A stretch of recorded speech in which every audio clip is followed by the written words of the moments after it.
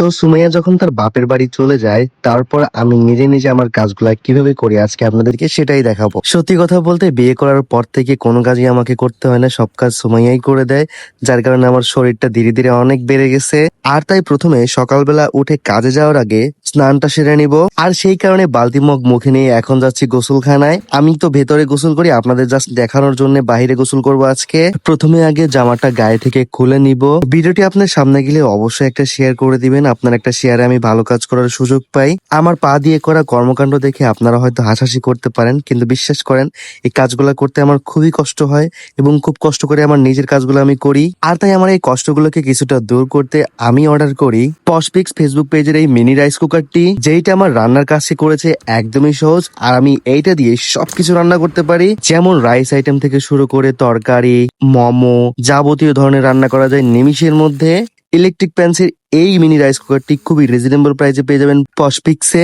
একটা সত্যি কথা বলতে সবসময় চেষ্টা করি নিজের কাজগুলো নিজে করতে, হয়তো অনেক কিছু পারি না, তারপরও চেষ্টা করে আসলে যেন অন্যের উপর ডিপেন্ড থাকা না লাগে। একটা সব থেকে বাস্তব বিষয় হচ্ছে, আজকে যদি আপনারা আমাকে এতটা ভালোবাসার সাপোর্ট না দিতেন, আমি কখনোই এই জায়গাটা আসতে পারতাম না, আর এত কিছু করতেও পারতাম না। গোসল করা হয়ে গেলে এখন তোয়ালে দিয়ে ভালো করে মাথাটা মুছে, পিঠটা ভিজা ছিল পিঠটাও মুছে ফেললাম। এরপর আমার জামাটাকে ভালো করে পানি দিয়ে ধুয়ে এখন পা দিয়ে চিপে ফেলবো। এখন জামাটাকে যেহেতু নেড়ে দিব, তাই পা দিয়ে টুলটা নিয়ে আসলাম। এখন টুলের উপর উঠে জামাটা তারের উপর নেড়ে দিলাম। এখন ভেজা প্যান্টটা যেহেতু চেঞ্জ করবো, তাই লুঙ্গিটা মুখে নিয়ে টুলের উপর বসে পড়লাম। এরপর লুঙ্গিটা মুখে নিয়ে দুই পা ঢুকিয়ে এখন প্যান্টটা খুলে ফেলবো।